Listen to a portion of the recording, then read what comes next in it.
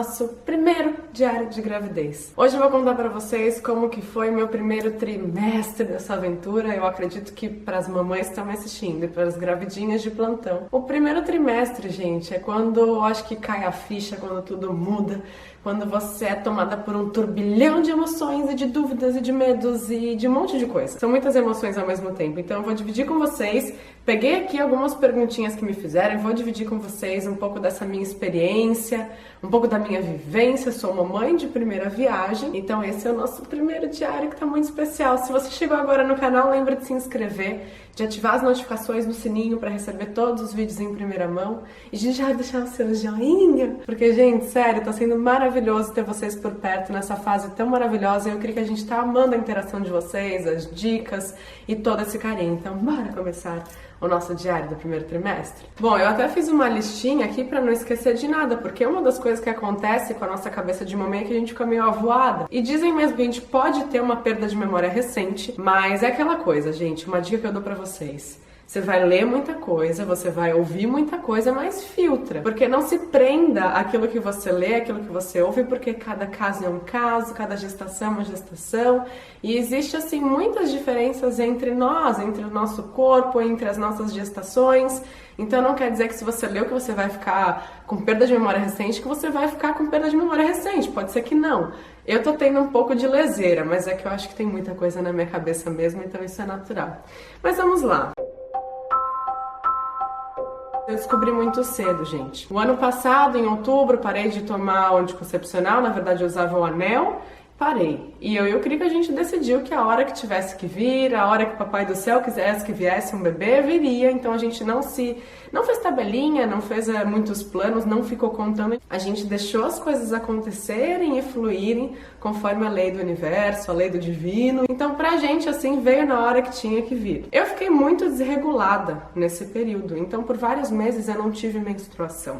Então, vira e mexe, eu fazia o teste de gravidez e dava negativo. Até que quando eu voltei da Índia, um dia eu posso até gravar um vídeo sobre as minhas intuições que eu tive no ano passado, porque meio que eu intuí que tudo isso ia acontecer da maneira como aconteceu. Se vocês quiserem, eu até gravo um vídeo separado sobre isso, sobre as coisas que eu achei que fossem acontecer e como elas realmente aconteceram muito próximas daquilo que eu imaginei. Então eu tinha uma intuição que me dizia, quando você voltar da Índia, você vai ser mãe. E de fato, eu voltei da Índia, a gente se mudou e fizemos esta bebezinha logo quando eu voltei. Então eu tava um dia meditando e eu me senti diferente. E eu senti que tinha alguma coisa em mim querendo se manifestar e veio. Você tá grávida. Nesse dia eu fui pra aula de yoga e eu também me senti diferente. Eu falei, eu vou na farmácia comprar outro teste. Na época eu comprava aqueles mais baratinhos mesmo. Fiz o teste e quando você tá grávida, quando dá positivo, é como se os dois tracinhos vermelhos ficassem acesos, como se eles aparecessem os dois.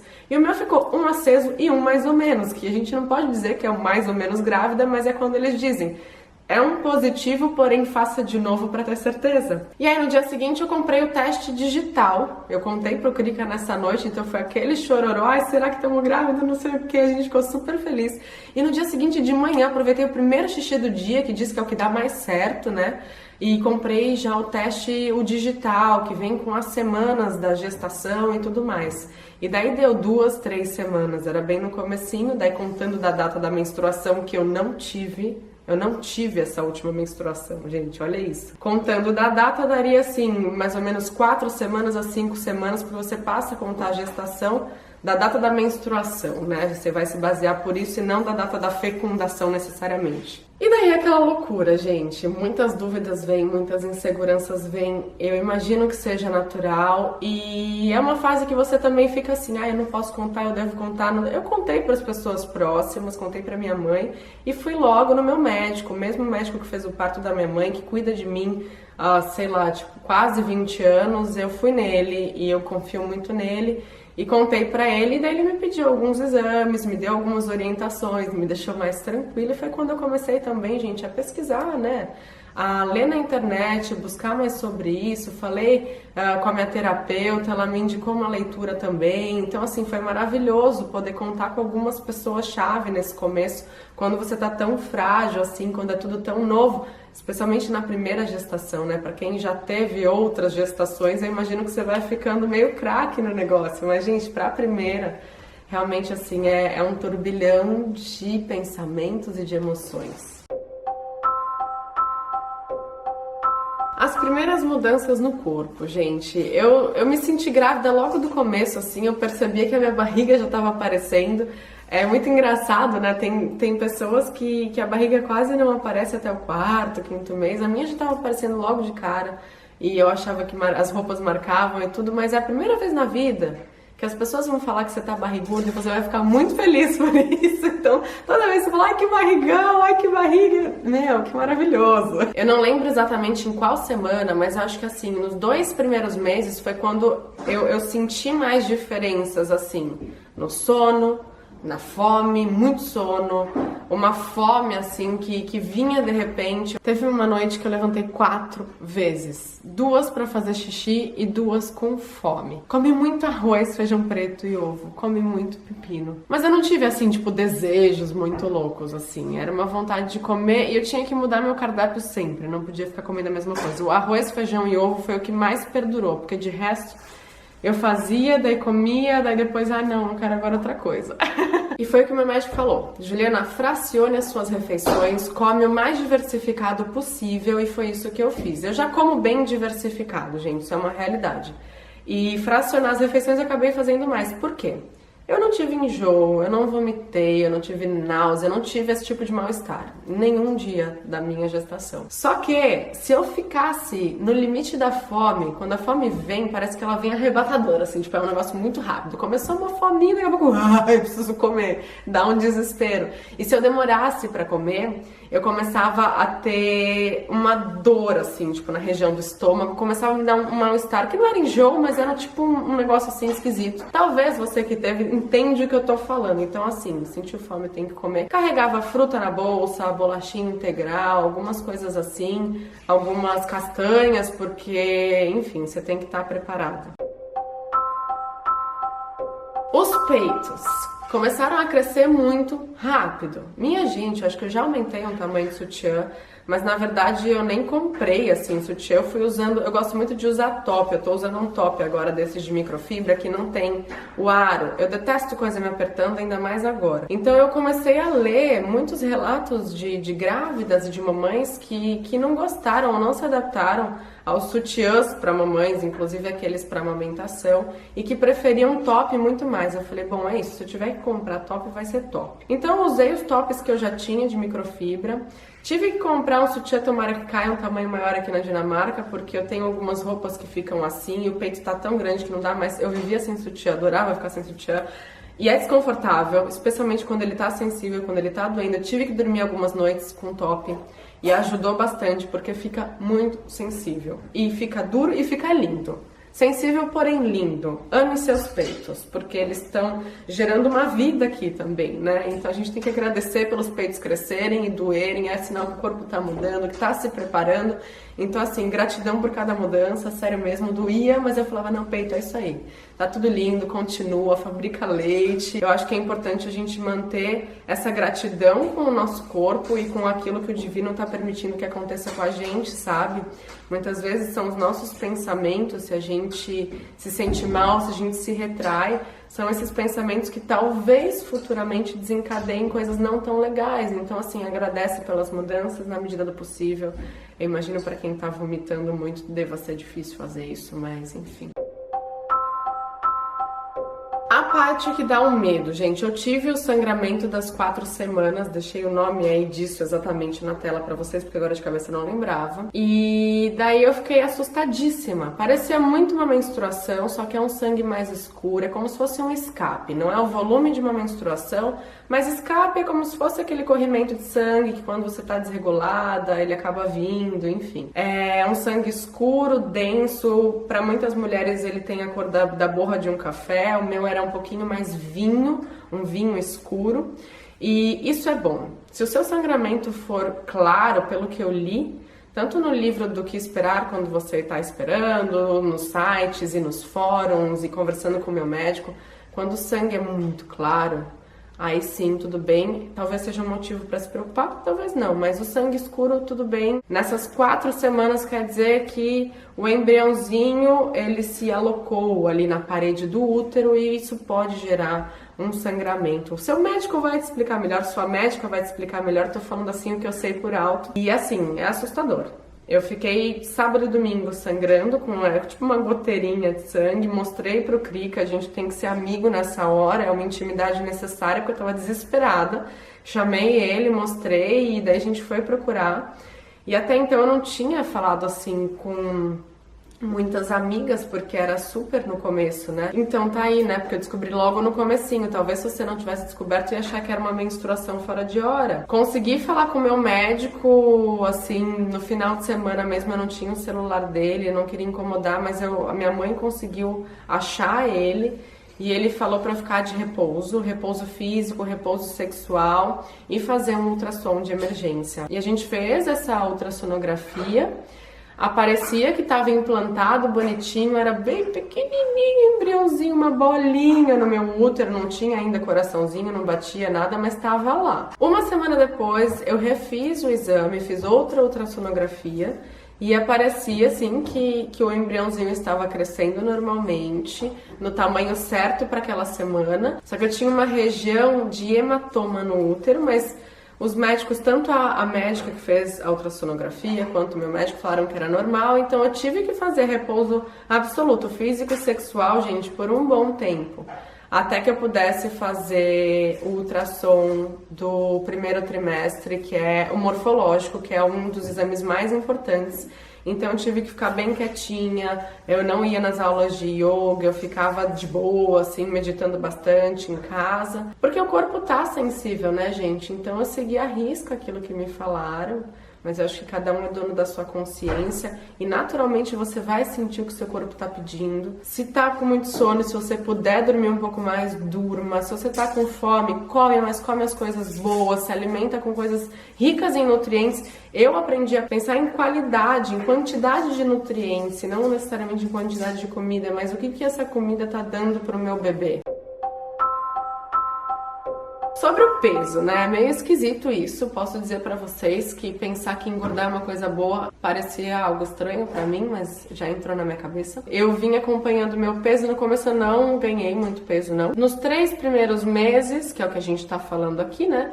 Eu engordei 3,3 kg, mais ou menos, mas diz que tá bom, que tá na média. Então tá tudo bem, tá tudo na média. Mas tem mamães que acabam engordando mais pra frente, por aí vai, varia muito. Quem vai te dizer se tá bom, se não tá, é o seu médico, é a sua médica. Gente, algo que ajuda muito é você ter um canal de informação pra você ter o conhecimento que talvez você ainda não tenha.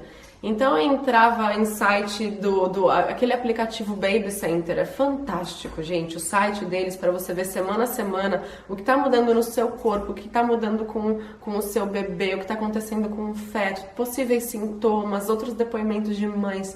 Maravilhoso, gente. Toda semana eu entrava lá pra ver, pra me informar, pra entender o que estava acontecendo comigo. Uma leitura fantástica, gente, que eu tô amando, amando. Eu amo Deepak Chopra. E fui lá descobrir, minha terapeuta me recomendou, na verdade, um livro que ele fez em parceria com outros médicos pra grávidas. Meu, é maravilhoso. Se chama Enchanted Lives Magical Beginnings.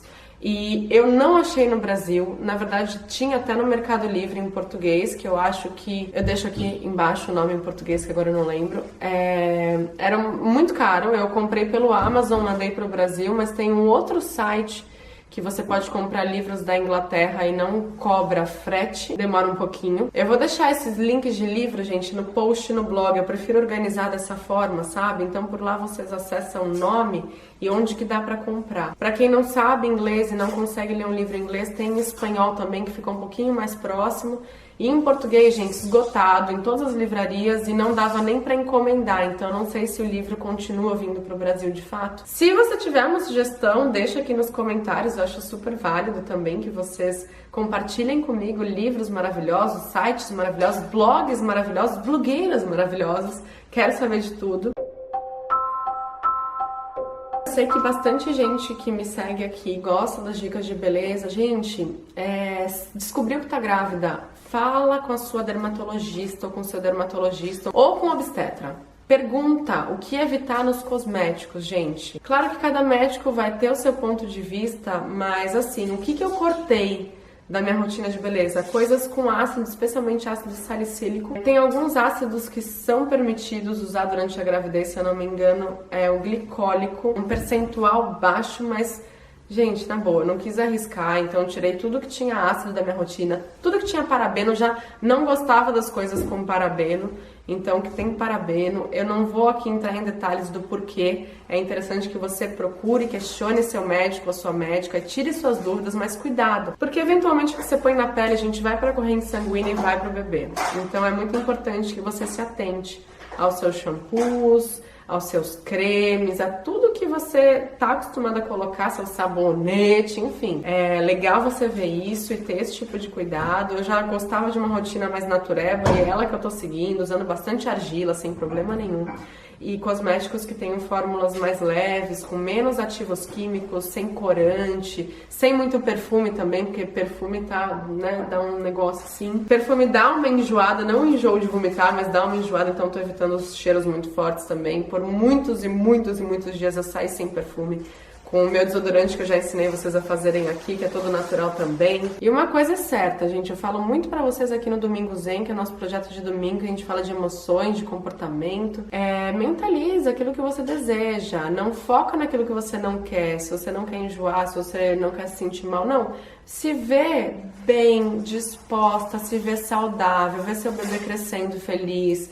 Então é assim, a mentalidade, os seus pensamentos, eles têm um poder muito grande sobre o seu corpo. E conversar com as pessoas que você confia, não aquelas que vão te deixar com mais medo. Conversar com aquelas pessoas que te fazem bem, que falam a verdade, mas que não te deixam aterrorizada. A gente tem que ter muito filtro nesses momentos, porque realmente a gente vai receber todo tipo de conselho, mas é importante que a gente mantenha a positividade, mantenha a tranquilidade também e o nosso bem-estar, porque o nosso bem-estar vai fazer bastante diferença ao longo da gravidez. Então medita bastante, ouve músicas agradáveis pra você, músicas com letras bonitas, que falem coisas boas. Aquilo que eu falei pra vocês sobre ter filtro com o que você ouve de dica, com o que você lê.